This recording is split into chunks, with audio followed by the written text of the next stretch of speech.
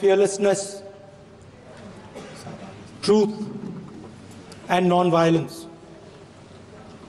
And I showed the House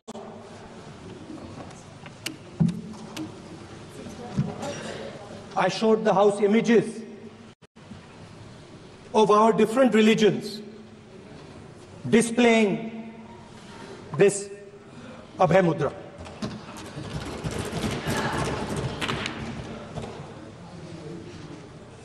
People call the Constitution the longest written Constitution in the world. But the Constitution contains a set of ideas from one philosophy of our nation, one central philosophical set of ideas of our nation. When we look at the Constitution and we open the Constitution, we can hear the voice and the ideas of Ambedkar, of Mahatma Gandhi, of Jawaharlal Nehru. But where did those ideas come from? Those ideas came from an old, profound tradition in this country. Those ideas came from Shiva, from Guru Nanak, from Basavana, from Buddha, from Mahavir, from Kabir, from a list of people. So when we speak of the Constitution and we show the Constitution, of course it is a document of modern India, but it could never have been written without ancient India and her ideas. So when we look at this Constitution, we remember this list of people, all different variations on the same idea. And in front of us stand the people who follow a very different philosophical tradition. And I want to start my speech by quoting what the supreme leader, not of the BJP, but of the modern interpretation of the ideas of the RSS has to say about the Constitution of India and about how he thinks India should be run. The worst thing about the Constitution, the worst thing about the Constitution of India is that there is nothing Indian about it.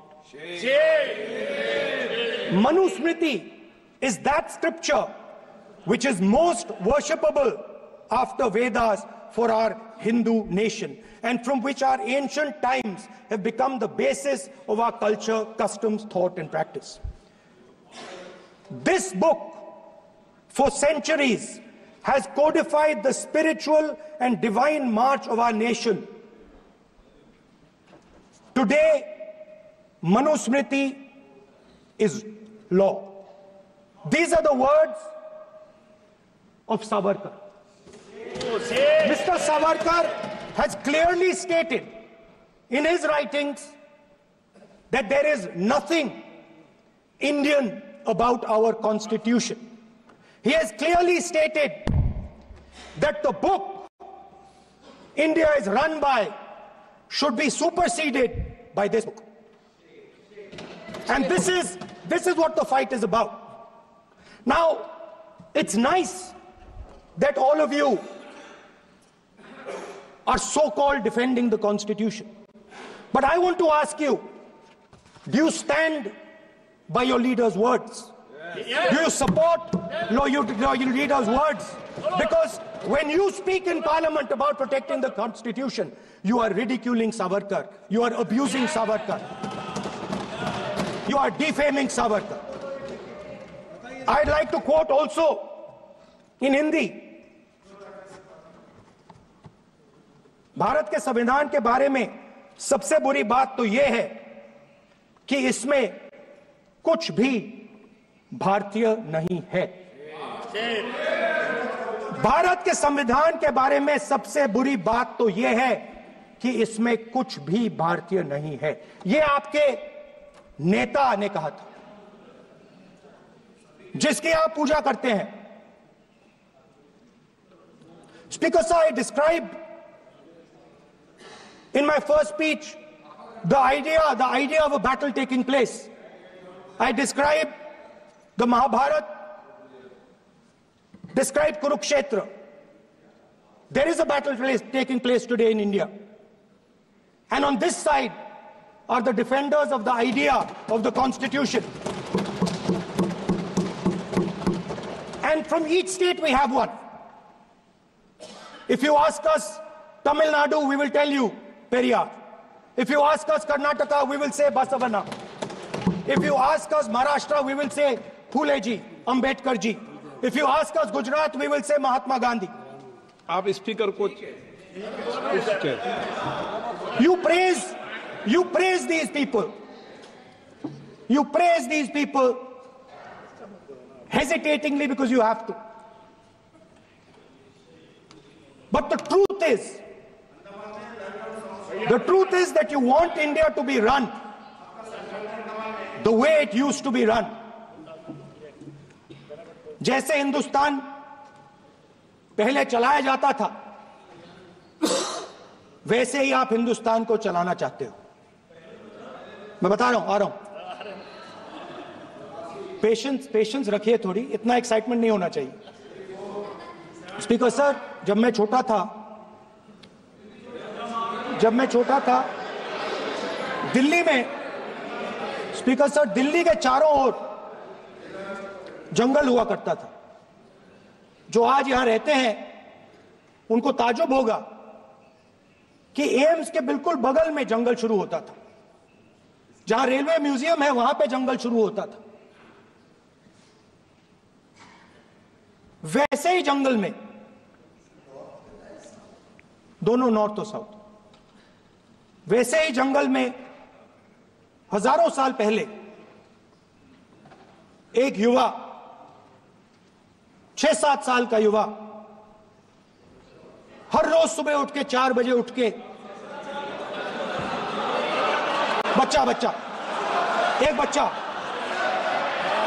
बच्चा, वाह बहुत बढ़िया, एक बच्चा 4 बजे उठ के तपस्या करता था। हर रोज सुबह तपस्या, हर रोज सुबह वो धनुष उठाकर तीर कमान चलाता था और घंटे उसने तपस्या की, सालों के लिए उसने तपस्या की।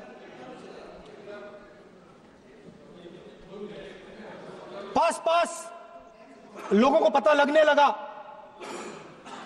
कि लड़का है। यही तो आप नहीं समझ सकते हो, यही तो प्रॉब्लम है। धनुष में तपस्या है,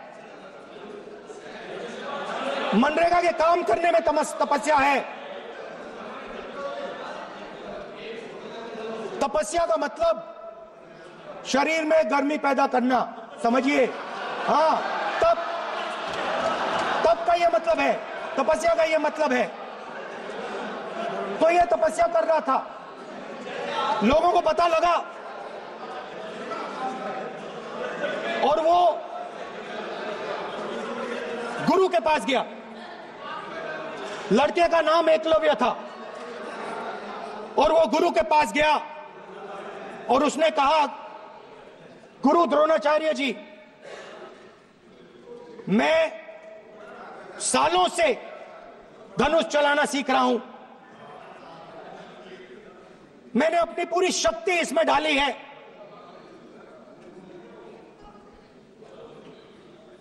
आप मेरी मदद कीजिए, आप मेरे गुरु बनिए। द्रोणाचार्य जी ने एकलव्य को कहा कि आप ऊंची जात के नहीं हो, आप ऊंची जात के नहीं हो, आप द्विजा नहीं हो। मैं आपका गुरु नहीं बनूंगा, यहां से तुम चले जाओ। और एकलव्य चला गया। फिर से एकलव्य ने तपस्या शुरू की, फिर से तपस्या शुरू की। कुछ साल बाद द्रोणाचार्य जी और पांडव उसी जंगल से निकले। एक कुत्ता भौंक रहा था, कहानी आपने सुनी है, सुना देता हूं। कुत्ता भौंक रहा था, अचानक कुत्ते की आवाज शांत हो गई। द्रोणाचार्य जी और पांडव पास गए और उन्होंने देखा कि तीरों के जाल में कुत्ता फंसा हुआ था।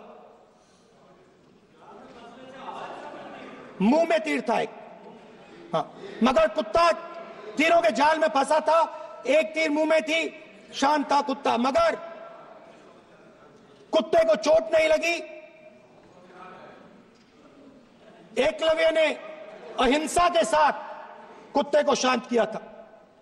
द्रोणाचार्य जी आते हैं और एकदम पूछते हैं, तुम्हें यह किसने सिखाया?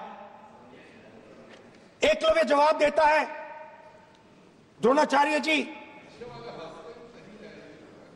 यह मैं सीखा हूं, मैंने तपस्या की है, घंटों मैंने प्रैक्टिस की है।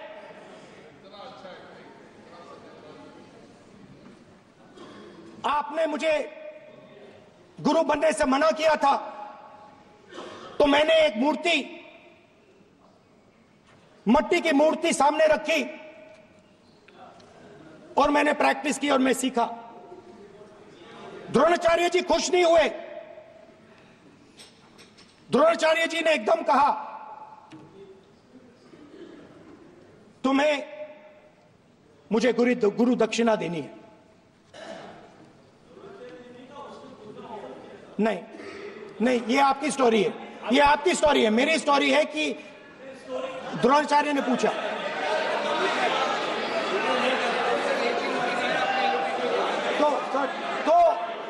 तो द्रोणाचार्य जी ने, Sir, the PM will not speak. You have to understand.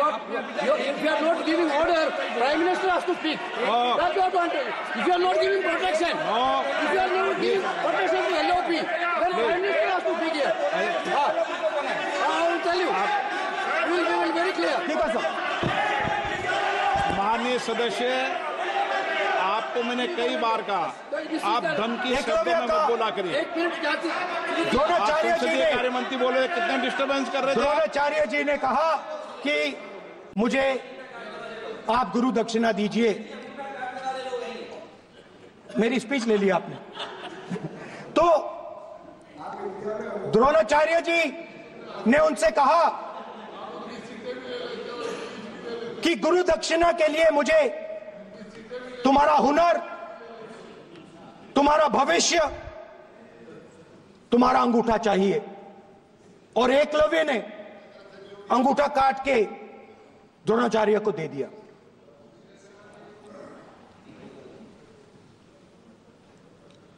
यह अभय मुद्रा है। इसमें कॉन्फिडेंस,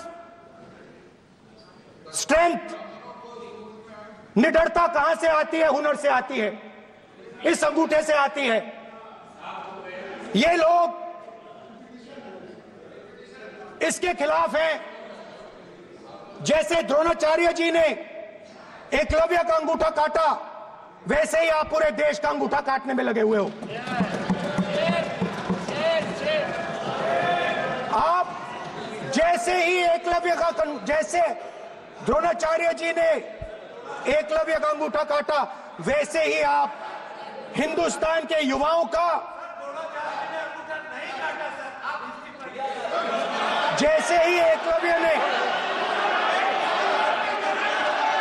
ठीक है सर, जैसे एकलव्य का अंगूठा काटा गया, वैसे ही आप हिंदुस्तान के युवाओं का, सबका अंगूठा काटते हो। जब आप अदानी जी को धारावी देते हो, तो आप धारावी के जो एंटरप्रेन्योर्स हैं, जो स्मॉल एंड मीडियम बिजनेसेस हैं, उनका आप अंगूठा काटते हो। जब आप हिंदुस्तान के पोर्ट्स, एयरपोर्ट्स, डिफेंस इंडस्ट्री, ये सब जब आप अदानी को देते हो,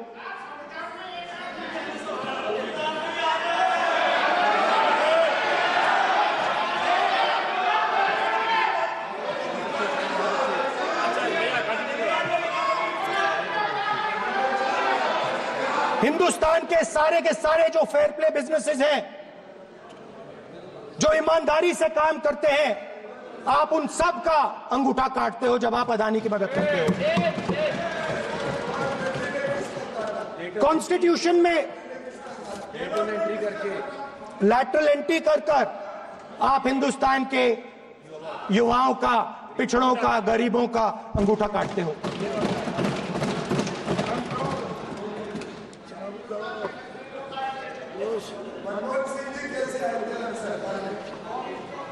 सर, स्पीकर सर, जैसे एकलव्य ने प्रैक्टिस की थी, वैसे ही हिंदुस्तान के युवा सुबह उठकर 4 बजे उठकर अलग अलग एग्जाम्स की तैयारी करते हैं। आपने देखा होगा, पहले हजारों युवा सुबह उठकर रनिंग करते थे, वेट ट्रेनिंग करते थे आर्मी में जाने के लिए। जब आपने अग्निवीर लागू किया तो आपने उन युवाओं की उंगली काटी। जब आप पेपर लीक कराते हो, 70 बार आपने पेपर लीक करवाया है, तब आप हिंदुस्तान के युवाओं के का अंगूठा काटते हो।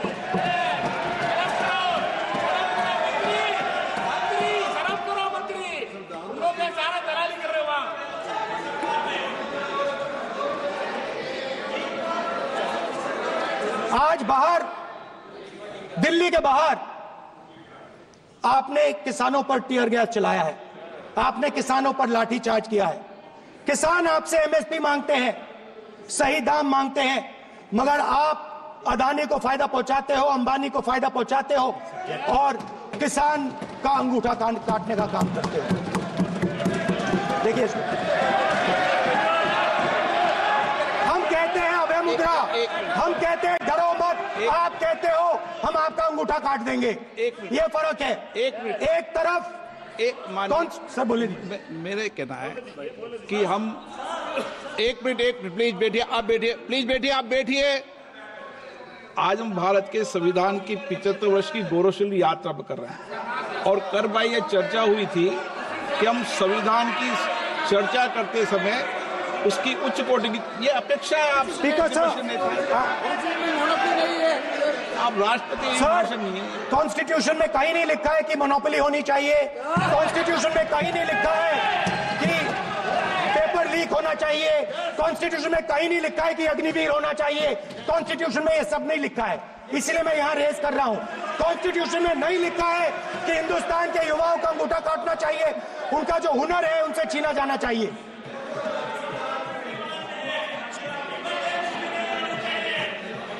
बैठे बैठे कर रहे हैं सर, 5 बजे अब भी बैठे बैठे करेंगे। अब कुछ नहीं बोलना है उसको। 5 बजे देखिएगा, 5 बजे देखिएगा क्या करते। स्पीकर सर, मिलेगा। मैं कुछ दिन पहले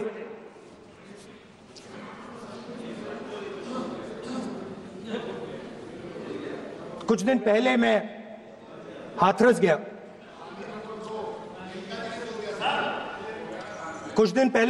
गया।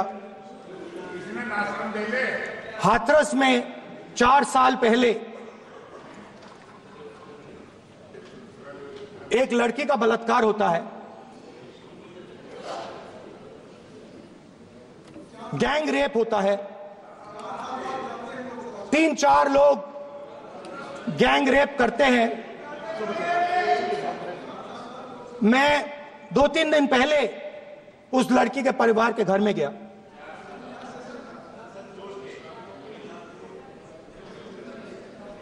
जिन्होंने गैंग रेप किया वो बाहर घूम रहे हैं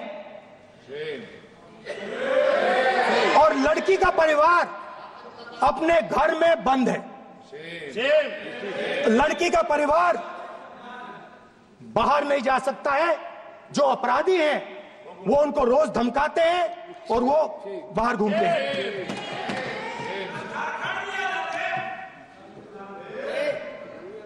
परिवार ने मुझे बताया कि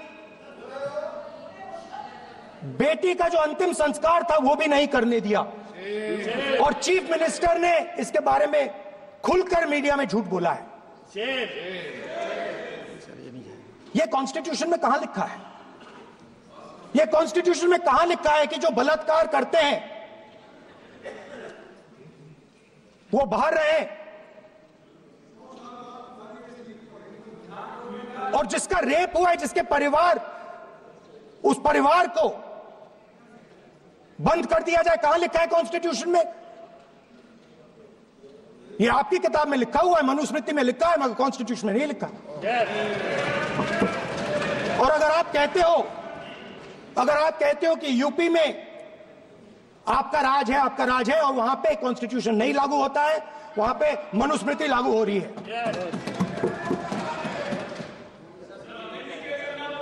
परिवार ने मुझे कहा कि यूपी की सरकार ने उन्हें वायदा किया था, कहा था कि हम आपका रिलोकेशन करेंगे, आपको कहीं और रहने की जमीन देंगे। आज तक 4 साल हो गए हैं, आज तक उनका रिलोकेशन नहीं किया गया है। और हर रोज उन्होंने मुझे फोटो दिखाई, वो बाहर निकलते हैं और जिन्होंने बलात्कार किया वो धमकाते हैं उनको। तो मैं इस हाउस में कहना चाहता हूं कि अंबेडकर जी के संविधान वाले लोग, इंडिया गठबंधन वाले लोग, हम सब मिलकर उस परिवार का रिलोकेशन हम करेंगे अगर आप नहीं करोगे तो। और हिंदुस्तान के हर गरीब व्यक्ति को हम ये कहना चाहते हैं, आपकी रक्षा कॉन्स्टिट्यूशन करता है और ये बीजेपी के लोग कॉन्स्टिट्यूशन पर 24 घंटा आक्रमण करते रहते हैं। कॉन्स्टिट्यूशन में लिखा है prohibition of discrimination on grounds of religion, race, caste, sex or place of birth.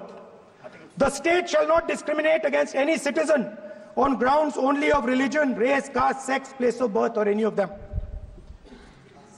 Some days back, youngsters from Sambal came to see me. Innocent people, they had done nothing. They were just, वो बस पास में थे, 5 लोगों को गोली मार के हत्या कर दी। ये कहां लिखा है कॉन्स्टिट्यूशन में? ये कहां लिखा है? कॉन्स्टिट्यूशन में तो लिखा है prohibition of discrimination of grounds of religion. और जहां भी आप जाते हो, एक धर्म को दूसरे धर्म से लड़ाते हो, नफरत फैलाते हो। कहां लिखा है कॉन्स्टिट्यूशन में? कहां लिखा है कॉन्स्टिट्यूशन में कि एक धर्म को दूसरे धर्म से लड़ाना है? कहां लिखा है कॉन्स्टिट्यूशन में कि दलित परिवार को बंद करके अंदर रखना है और उनके अपराधियों को बाहर घूमने देना है? कौन से कॉन्स्टिट्यूशन में लिखा है? मुझे दिखाइए।